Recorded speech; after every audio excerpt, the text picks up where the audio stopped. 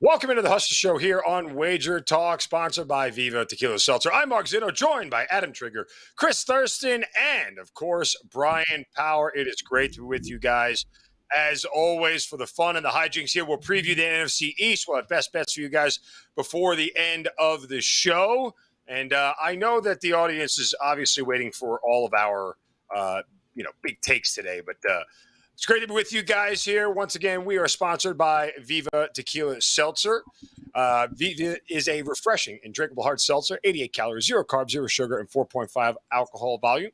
Viva is the perfect drink for your post-game celebrations. It was created with the active lifestyle in mind. We flavored our tequila seltzer because flavor is the spice of life. And we like our drinks with a kick just as we like to live our lives. Our flavors pair perfectly with our artisanal Blanco tequila for our subtle and refreshing drinks. Our belief is to live long, live well, and live it up. Hashtag Viva Up. Get Viva on their website, vivatequilaseltzer.com. Use the code HUSTLE20 for 20% off, and they'll deliver it right to your home. As we get underway, Chris Thurston at CT Bets. How are we doing today on this Wednesday? Zeno, I am doing great. It's a beautiful day here in Boston. I was backstage talking to my good friend BP for a while. He always gives me a couple smiles before we go on air. I'm ready to talk some NFC East, and I got a best bet that I posted last week that I'd love to talk about when we get a chance. All right, Adam Trigger, welcome into the show. Grinding out the KBO and the NBA Summer League as always. Absolutely. No, I mean, KBO plays are still going, so this week has been kind of like just business as usual for me. I will say this, though. Football could start tomorrow. I'd be ready to rock. I've done a ton of work on football the last couple of days. I wish the games were starting tomorrow because I'm ready to go. But no, it's finally – baseball season's finally going good for me. I really kind of had to battle like April, May, even April. We'll call it April through June. It was really just not great. Kind of just like struggled to stay around even. But the last 2 weeks, so July so far has been awesome. I've got 6 wins in a row. Hit the All-Star game last night, which I rarely bet. I rarely have an All-Star game bet, but I like the under, and it got there. 9-1 in my last 10 KBO plays.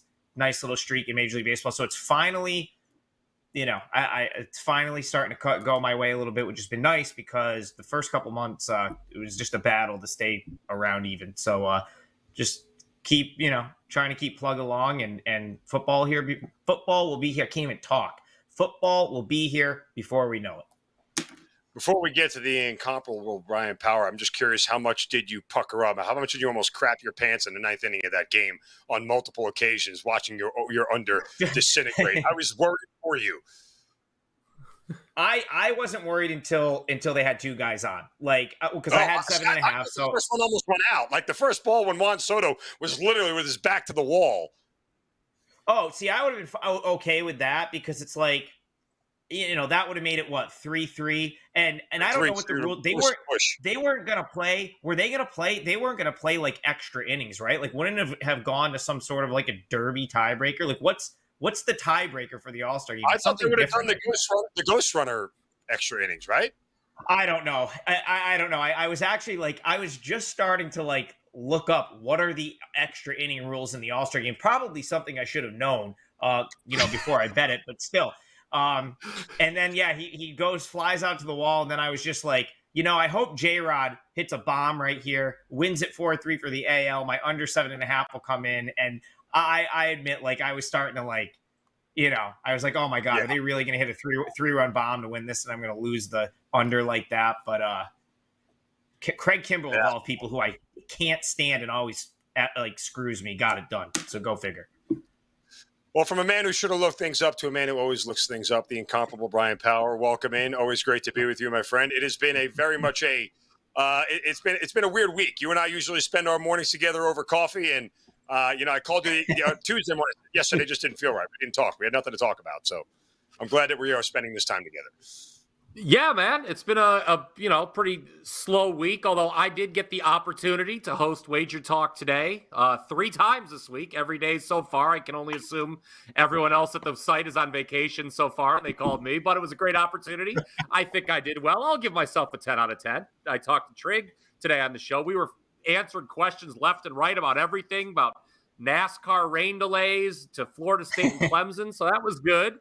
As for the baseball, look, it's been great going back to last year's playoffs. Number one at Wager Talk in net units with all MLB. Added to it last night. I did not want J-Rod to hit a 2-run homer in the bottom of the ninth because I had the National League as they snapped their long losing streak to the American League. So that was a nice 3-2 win to add to the winnings. And then Monday on Wager Talk today, I had what Steve Merrill called the following day the greatest call in the history of the home run derby.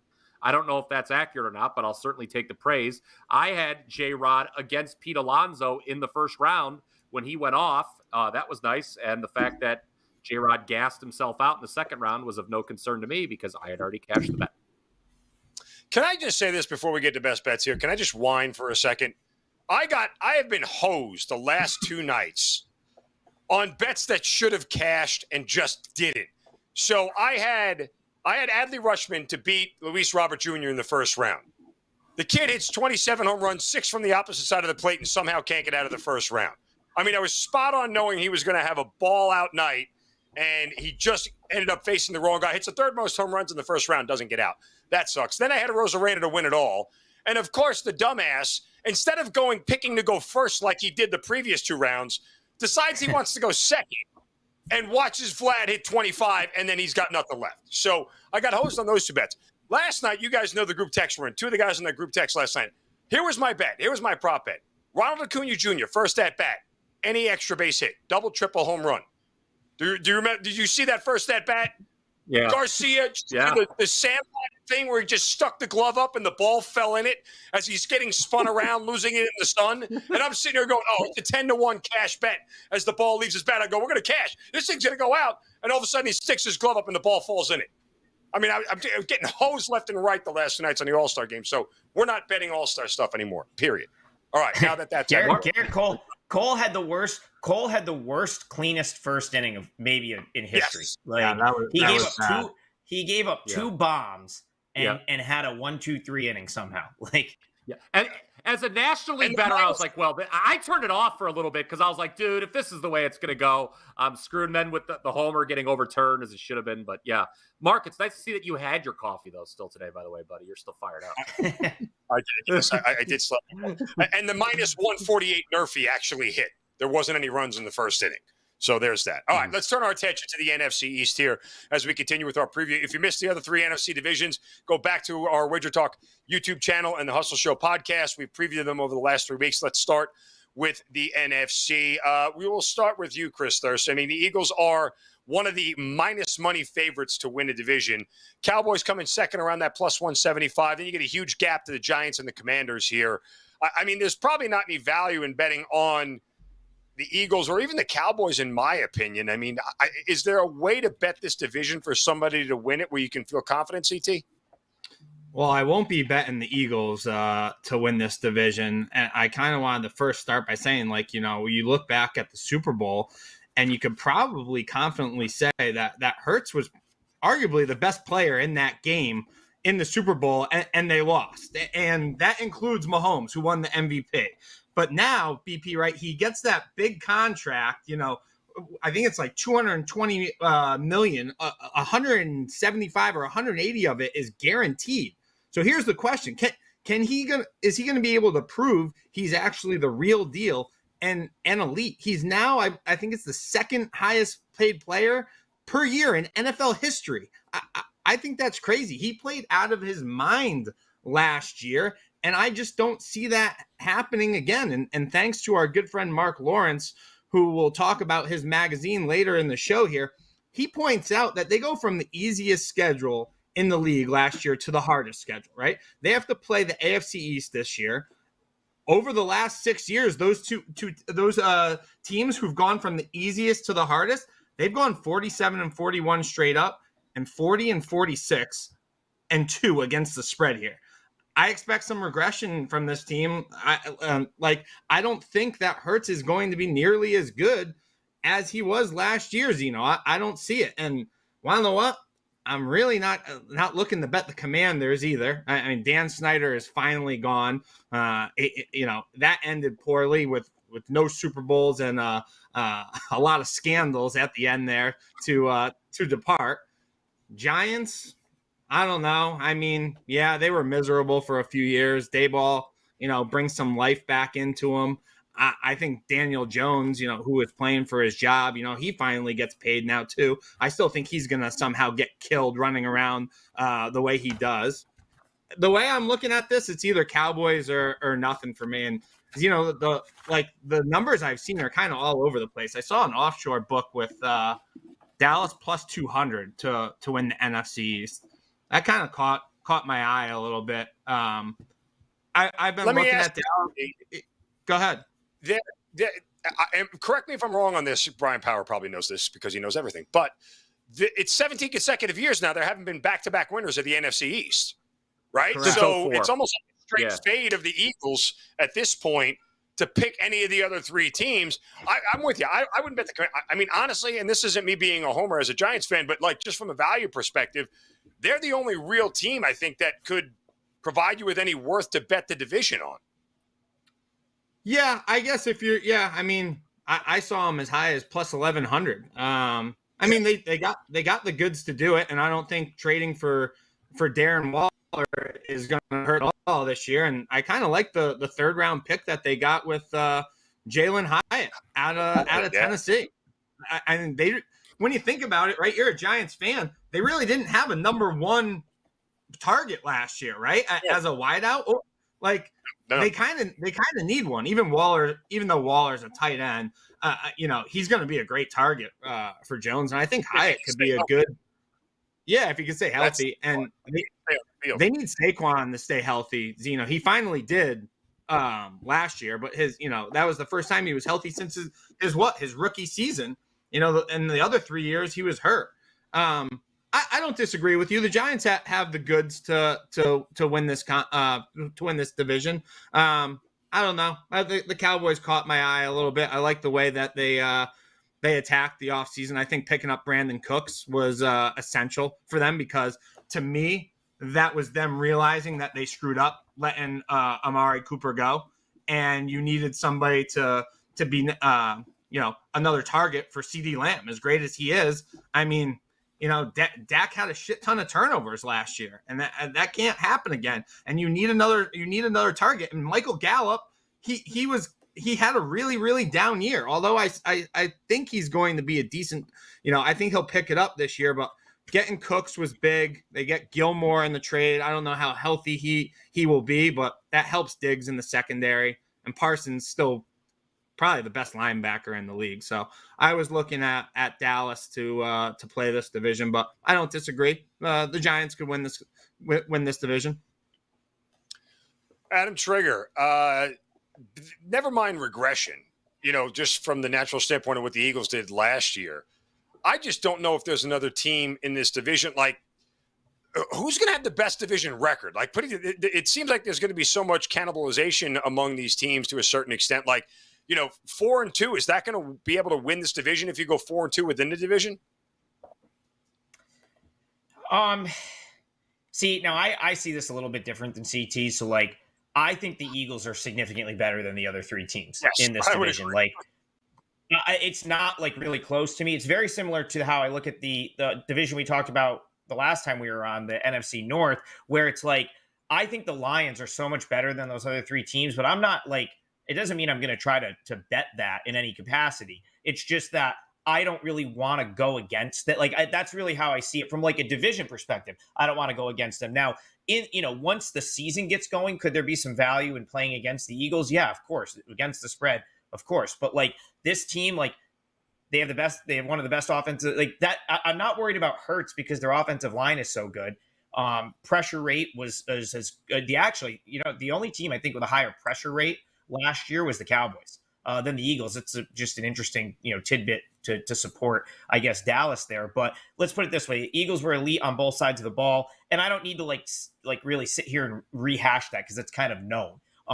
The team that I guess potentially might have a little betting appeal in this from a week to week basis might be the Commanders.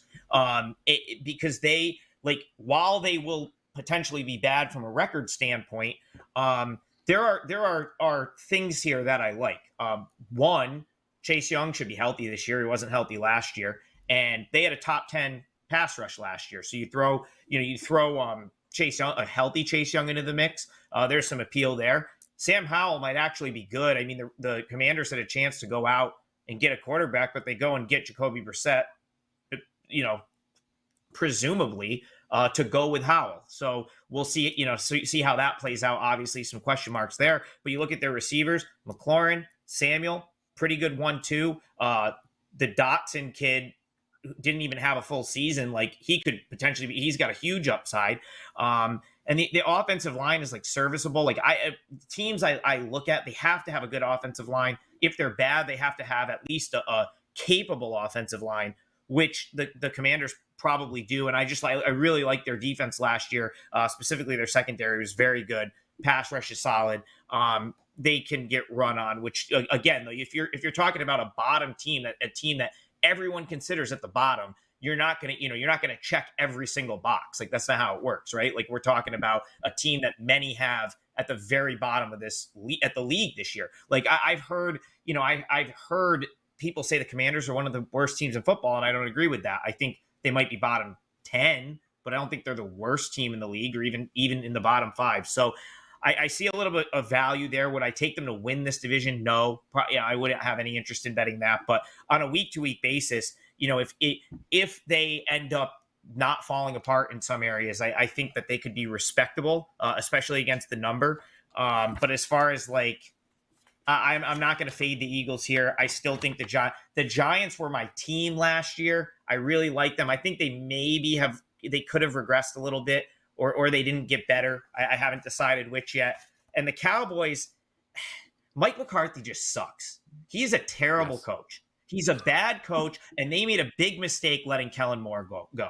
Kellen Moore should have been the coach. If Kellen Moore was the coach, I would like the Cowboys. He was the only creative guy on that team, and now he's gone, and you're just going to have Mike McCarthy just sucking, because he just does. That's what he does. He's not a good coach, and that's the thing that coupled with the fact that their offensive line isn't great, are the sort of the deterrents for me on the Cowboys. But as I mentioned earlier, the defense, Micah Parsons might be the best defensive player in the league, and higher pressure rate than the Eagles last year. The only team that had a better pressure rate than the Eagles was the Cowboys. So it'd be interesting. We'll see how it plays out. AP, your thoughts on the division here? I mean, is there anybody else other than the Eagles that could possibly win it? Well, here's the thing, and these guys have hit on it. The Eagles, I don't have any strong desire right now to bet on or against them, because they are priced as one of the top teams in the league, and they are, in fact, one of the top teams in the league. So I just don't think there's any value right now going on or against.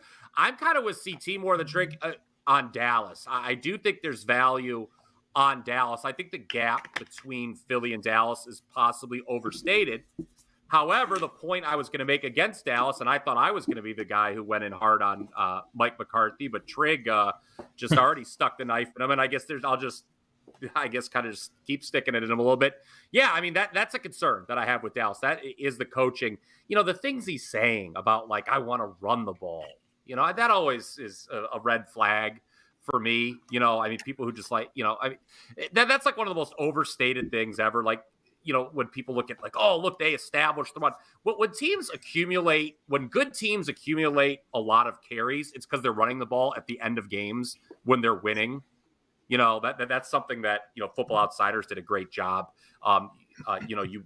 at exposing, like, this myth that, like, they're these old school coaches who think you just need to, like, run the ball all the time, and that's the path to victory. No, not so much. Not in 2023. Come on, guys, let's get real. But I do think Dallas is a good team, and certainly a playoff team. And I think if you are looking for value in this division, Dallas at plus money, if you can get them as close to 2-1 as possible, is the right call. The Giants are a clear regression team. I do not see them winning this division. I like Brian Daboll a lot. He impressed me right out of the chute. Week 1, he went for 2 in the win against Tennessee. He got it, so no one was on his back. I didn't care if he made it or not, because I had the Giants plus the points, so I was going to cash no matter what. That's why I wanted to go for 2. But it showed aggressiveness. To be that successful with Daniel Jones as your starting quarterback is impressive, because I don't think Daniel Jones is very good. Then the Commanders, the 4th team, okay, Trig may have a point, like, on a week-to-week basis. I mean, this is a team that's only going to be favored, I think, in 2 games, if I looked at this. And one of them is week 1. Believe it or not, I already said on Wager Talk today, I don't think they should be laying 6 points against Arizona. I know everyone is going to just rip Arizona for the next, 7 weeks or whatever. That number is going to get bet up, and I actually think there's value fading Washington in week 1 at home, even as moribund as Arizona seems. I think Arizona could cover that spread. Washington, to me, is what I would call a low-ceiling team. Like, there's a lot of these teams that are under the radar or not expected to be that good that you're like, all right, well, here's this case. If A, B, and C go right, this team could overperform expectations. With Washington, I don't know what A, B, and C are, really. I just see this as a team that's not going to win many football games. Probably. Could they play close, cover some spreads? Of course they could. We know bad teams are generally undervalued by the market. But to me, Philly, Dallas, Giants, Washington is going to be everyone's predicted order of finish. I do think if you're looking at value, it would be Dallas to win the division. And believe it or not, Washington under its season win total. The Giants, I wanted to go under season win total. Too much respect for Daboll to do that, though. The regression's kind of built in to their record, or to their win total, pardon me. As far as the Giants, how much do you guys believe that Daboll and another year of Daniel Jones will net dividends? This is a guy, who had 10 touchdowns his first year, 15 last year. Like, what's the ceiling this year for Daniel Jones after signing this contract, and Daboll, what they can do together? Mark, I got a point that I forgot to bring up, and I think it'll start the conversation here. So just I would take the Cowboys over the Giants all day long. Like, I want to make that clear. Like, a lot of people have those two teams close this year. And if that was a prop, like, who's going to be bet? Like, give me the Cowboys all day. Like, even though I pointed out some things I didn't like about them, they're still a far better option than the Giants. I think the Giants, it's not Daniel Jones per se, or even the offense. What I'll be looking for is their defense, because so if they blitzed more than any other team in the league last year, and in my opinion, if they can't figure out how to get a little pass rush without blitzing, they'll start to get torn apart, because that defense had some question marks. And I really just, the Giants to me right now, they're just the epitome of they're an average football team. They are like as average as you're going to find in the league. Like, where, I mean, they're not bad. Like, they're not a bad team, but nothing about the New York Giants this year, like, gets me like super excited. I'll be shocked. They'll be right. They'll be 9-8, 8-9, right in that range. They might be an okay bet against the numbers sometimes, because there's some like overall redeeming qualities. They don't have huge holes, but like, to expect anything more than like 8 or 9 wins out of this year, I think is kind of crazy. And they pulled an incredible amount of upsets last year, the Giants, like an incredible amount of upsets. And we're not going to see that again. They also played mistake-free football. To answer your question about Daniel Jones, Zinno, like, that's the thing. Like, they did not make a lot of mistakes. I thought Daboll schemed the offense well. Do we see that again? Probably not. It's similar to a point I forgot to make about the Eagles. The Eagles had tremendous injury luck last year that we're not going to see again this year. And then CT, I believe it was, made the comment about the schedule. It was laughable, the quarterback the Eagles faced last year. I mean, they faced one of the easiest slate of opposing quarterbacks you'll see in the modern NFL. With the Giants, it's heavily juiced, but you'll win the bet if you bet Giants to miss the playoffs. I am very confident the New York Giants will not make the playoffs this year. I have a question for CT, because I want to get him back involved here. And it's another so the Cowboys offense, like, do you think Ezekiel Elliott, is that addition by subtraction right there? Like, with Pollard kind of being the guy now and him out of there? Because the Cowboys, if their offense was like, if I could trust their offense, I'd like this team a lot more. I think the best thing that the Cowboys did in the offseason was cut Zeke and make Pollard the guy. Pollard should have been the guy the last 2-3 years. I mean, Zeke had ran out of gas a little while ago, and just because he was Ezekiel Elliott, he was still the number one horse. Pollard's one of the best running back, or a dime a dozen, right? But I think Pollard's one of the best backs in the league, and I think that's going to be huge for the boys, having Pollard as their number one guy. Zinno, to answer your question on Daniel Jones, I'm with BP. I know you're a Giants fan. I don't think Daniel Jones is very good at all. And I think the worst thing for the Giants organization that happened was them going 9-7-1 and then winning that playoff game in Minnesota because they give Daniel Jones that. Would they give him a 4-year, $150, $160 million contract? Like, it would have been better for the Giants to, miss the playoffs, have a, below 500 season and get rid of him. That's just what I think. But I just don't see Daniel Jones panning out as a guy. I would be shocked if he finishes out that 4-year contract before they decide, we might have made a mistake here.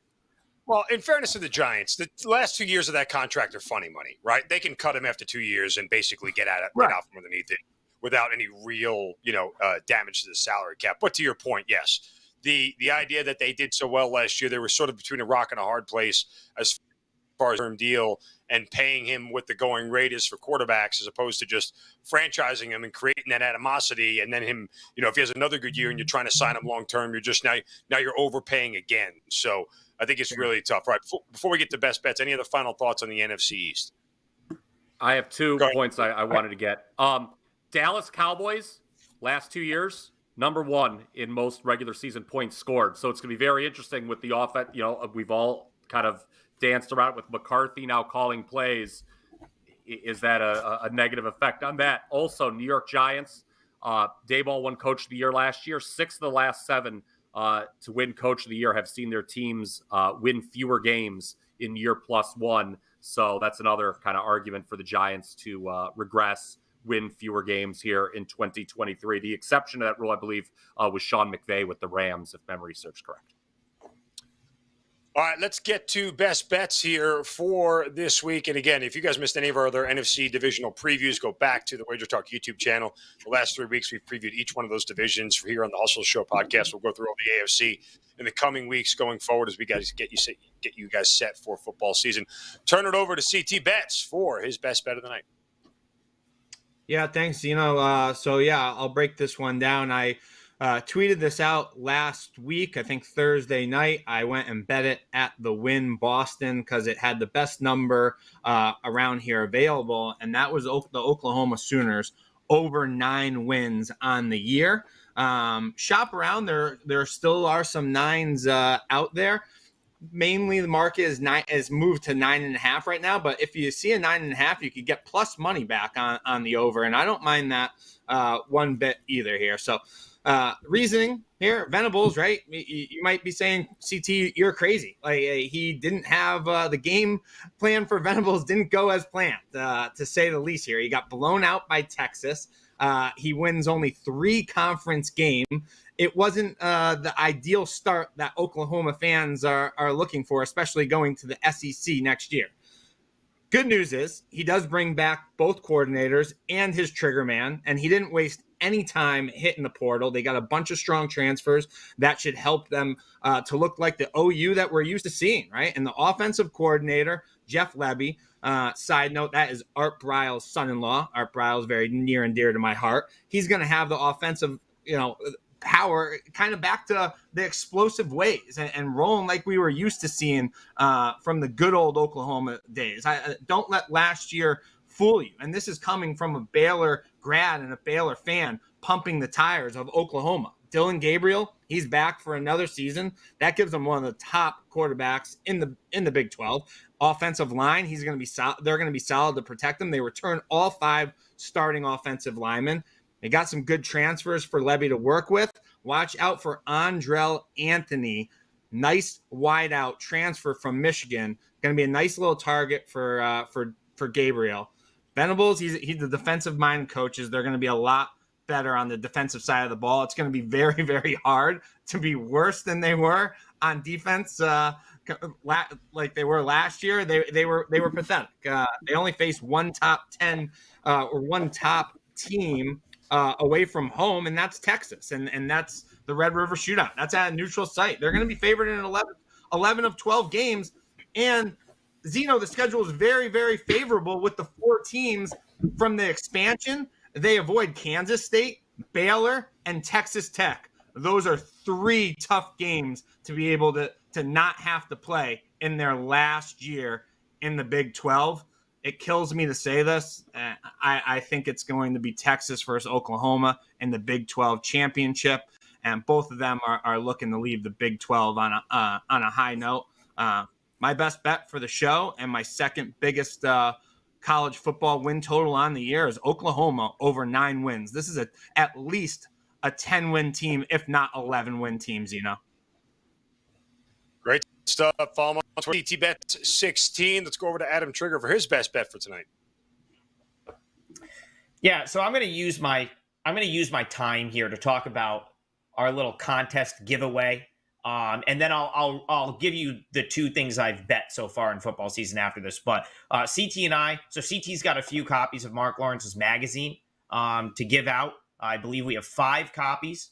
Good friend of the show, Mark Lawrence. If you don't have his magazine and you don't win it from our contest, you should just go out and get it on your own, because it's kind of something you're going to want from now until football season to get yourself prepared. But CT's got 5 extra copies. We're going to give them away to 5 listeners. So we're going to play a little game called Show Us Your Ticket, okay?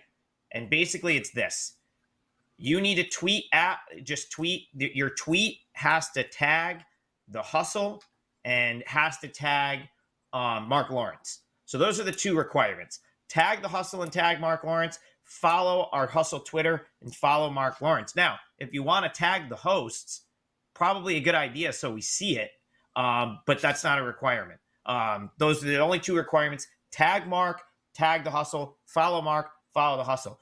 We want you to tweet one of your tickets at us, one of your season-long college football win totals. Don't need to tweet the amount. You can black out whatever you want to black out. Simply just tweet your bet at us. And each of the 4 hosts, and Kelly being the 5th one, basically, if one catches our eye and we agree with it, we're going to retweet you. If we retweet you, you win one of the copies of Mark's book, which is an awesome thing to have for your football prep. So just listen, don't tweet. Just be clear. Go ahead. Don't black out like the date, so we know it's a ticket for this year. Like, don't black out like last year's ticket for a week. Yeah. Make sure we can see the date of the wager. And listen, everyone like a true scammer. You can pick whatever. Like Mark, you'll be able to pick one that catches your eye. I will. CT, Kel, Brian. But like, we all don't tweet Iowa at Chris and play 8.5 wins. He's not going to pick that, right? Like, even though he bet it, like, I probably won't pick the ones that I already gave out. I'm going to pick one that I say, oh yeah, you know what? I kind of agree with that. We'll retweet that person and they'll win the playbook. So, or the magazine. I probably made that more complicated than it needed to be, but the playbook, right. But CT's got 5 copies. He's gracious enough to give them out to our listeners. So we'll call it, because this is going to be up for a couple days. Over the course of the next 2 or 3 days, we'll the 5 of us, each one will have 1 pick, right? Right. So I'll retweet someone, CT will retweet someone, Brian, Mark, and then Kelly will be the 5th, and we'll give out five copies to 5 different winners. And as far as my best bet, go ahead, Chris. Sorry, Trey. I said we'll tweet from the Hustle again for anybody that's not listening or whatever. The quick directions on how to do so, and so you can know what's going on and have a chance to win as well. Yeah, and listen, as far as my best bet, I'm not going to go crazy with a breakdown here. I just basically want to recap. I've made 2 season-long football bets so far. I'm just going to rehash them because I haven't made a 3rd yet, so I'm not just going to come and rattle off something I haven't bet here for best bets. Cleveland Browns to make the play. This is a real Bryan Power themed best bet parlay for me here. It's Cleveland and Akron. So Cleveland Browns, I played them to make the playoffs plus 120, plus 125. As always, with any future, shop around because you might even find a rogue number that's better than that. I'm high on the Browns this year. They have a great offensive line. Offense, defense are both great. The wild card is going to be Deshaun Watson, but if he gives them anything, they will make the playoffs. And I think at plus money, that's a really good bet. And then the Akron Zips. I played them over 3.5 wins.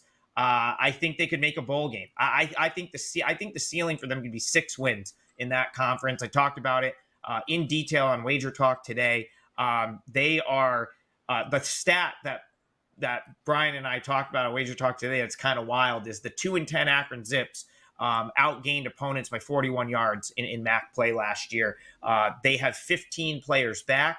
They have a second-year head coach in Joe Moorhead that I like. They were so much better defensively the final month of the season. Irons is a guy that I think can keep that offense sort of together and moving up and down the field. And there's a couple poor teams in the MAC this year. They get one of them at home. Kent State is just going to be a dumpster fire, and they get the Kent State Flashes at home. They've got a layup win in the non-conference against, I believe, Morgan State, an one AA school. And then there are stretches in their schedule where they've got back-to-back home games against Northern Illinois and Buffalo. Again, two middling teams. You're going to see a lot of that in the MAC this year. Some like mediocrity. Like once you get past Toledo, it's going to be very open, in my opinion, in terms of like could have a lot of 6-6 type teams. The Akron Zips are much improved. CT and I deserved to cash our Akron over 2.5 wins last year. Got ripped from us in the final minute of that game against Buffalo, but it's not going to come that close this year. I think they get to 4 wins pretty easily, and I wouldn't be surprised if they flirt with bowl eligibility. I think they could be that much better than they were last year. So Akron Zips over 3.5 was my other bet. Cleveland Browns to make the playoffs. Akron Zips over 3.5 season wins. The two things I've bet so far in football. All right, great stuff. Follow them on Twitter at TopFlightSI, and make sure you tag him in your tweets for that playbook that we're going to get. Bryan Power, your best bet for the show. Yeah, I'm going to duck my head out here as soon as the show is over, but I can rest assured Adam Trigger has him smiling up and down I-77 with those two bets right there, man. I'll tell you what. I mean, they'll be a lot more happy to the north if the Cleveland Browns make the playoffs. I don't know how much fanfare Akron over 3.5, how much noise that makes, but I agree with that bet. Here's another bet I agree with because it's my best bet for the show. Let's turn to the Gold Cup, a little soccer for tonight, okay? Jamaica plus 3/4 of a goal, 0.75 against Mexico. This is the second Gold Cup semi after the United States plays Panama. It's a 10 p.m. Eastern time start. For those unfamiliar, when you're betting plus 3/4 of a goal in soccer, it's a split bet on plus half and plus a full goal. So in this instance, if Jamaica were to lose by 1 goal, it's only a half loss, not a full loss there. But I don't think, Mark, that the Reggae boys are losing this one by a goal. I think at the very least, they stay even with Mexico for 90 minutes plus stoppage time. That's all we need for this bet to cash. Of course, we'll take the outright win. If you want to play Jamaica at plus 470 to win inside of 90 minutes plus stoppage time, I say get on with your bad self. But I think the best move clearly is to take the 3/4 of a goal in case if we're just level after 90 plus stoppage time. Here's the key. Mexico is great when they score first and can salt the match away. I mean, that's true for a lot of teams. We saw it in the quarterfinals against Costa Rica. Mexico gets a penalty early in the second half. They convert. They go on to win 2-0. But here's the thing. Jamaica has not allowed a single first half goal in this tournament and has scored first in every match, including the one against the United States. Last 2 times these teams have met, things have ended level. Jamaica counterattacks well. They dominated possession a couple wins early in the tournament. I say light those spliffs. Jamaica plus 3/4 of a goal is the play. 0.75. There you go. At Bryan I'm Power riding under. with you, Brian. Hey, man, go ahead. I mean, we got to Wager Talk. Wager Talk better tweet that out. It's tonight. I mean, it's a 10 p.m. game tonight. There's nothing else on, so we gotta be on Jamaica with Bryan Power. There's nothing. Am I about to no bet other soccer option right tonight? Is that what I'm going to do? I'm going to go check right now. Am I about to bet soccer tonight? Is that really what's going to happen? now. Absolutely. And What are we on? Fox? and Fox Sports 1? We on Fox Sports 1? I think so. And just a shameless thing, head on over to my page, wagertalk.com. Bryan Power. I'm the guy who's smiling in the suit. I may or may not have a play on the U.S. versus Panama, too. It's available for sale, just if you're interested. There you go. Right. You got Bryan Power's got your whole night set. I think those are back-to-back on Fox Sports 1 national TV. There you go. All right, I'll give you guys one quick best bet for me, NFC East related, and shop around here real quick. Jalen Hurts, over 21.5 touchdown passes on the year. And we had 22 last year. This year coming up, he's only facing 3 teams that were top 10 in passing defense last year. He happens to face 5 teams that were in the bottom 12 in pass defense last year. Now, we know he can't continue to run at the rate that he has just before the sake of his own health, and they're going to try to throw more. He's getting another year in the same system. Oh, but Zinno, wait, but they changed coordinators. Well, they promoted their quarterback coach, Brian Johnson, to offensive coordinator. That is always a smooth transition, and it's always great when the guy who the quarterback spends the most time with is now calling plays for him the year after. So I don't think you'll see much of a dip in the offensive system here. I'm with Trig. I think the Eagles are clearly better than everybody else in this division. They're clearly better than everybody else offensively in the entire NFC, if you ask me. Their defense will be rivaled by San Francisco, but after you get Eagles and San Fran, I think there's a gap between them and everybody else in the NFC. I think Jalen Hurts is going to continue to put himself in the MVP conversation. If you'd like that, he's probably my top choice for MVP this year coming into the season at 7-1. It is his time to shine and take over the league as one of the top quarterbacks in the league after getting to the Super Bowl last year. I think it's all on his shoulders. I think he does it all himself, goes over this 21.5 touchdowns for 2023. Any objections, boys, hey, before Mark, we get out of here? Mark, no, but I forgot something I wanted to say about the Eagles that I think, like, so Chris mentioned they have a tough schedule, and it's really just like that division has a tough schedule because of the divisions they're playing. The Right. Eagles get off so easy. They have the easiest schedule of any of them because their flex games there are the Bucks and the Vikings. Like, how fortunate for them to finish where they did and then to draw Vikings Bucks as the two other NFC teams they have to play. That's like extremely fortunate for them. So that's another kind of reason I wouldn't fade them in that. Buccaneers weren't one of those teams with a bad pass defense. Last year, statistically, they had a very good pass defense, but I expect them to be worse overall given what they've lost and they're going to be trailing a ton in games because their offense can't score. So, just for what it's worth. Anyway, all right, we are brought to you guys by Viva Tequila Seltzer. Viva is a refreshing and drinkable hard seltzer, 88 calories, 0 carbs, 0 sugar, 4.5 alcohol volume. Viva, perfect drink for your post-game celebrations as it was created with an active lifestyle in mind. We've flavored our tequila seltzer because flavor is and we like our drinks with a kick, just like we like to live our lives. Our flavors pair perfectly with our artisanal Blanco tequila.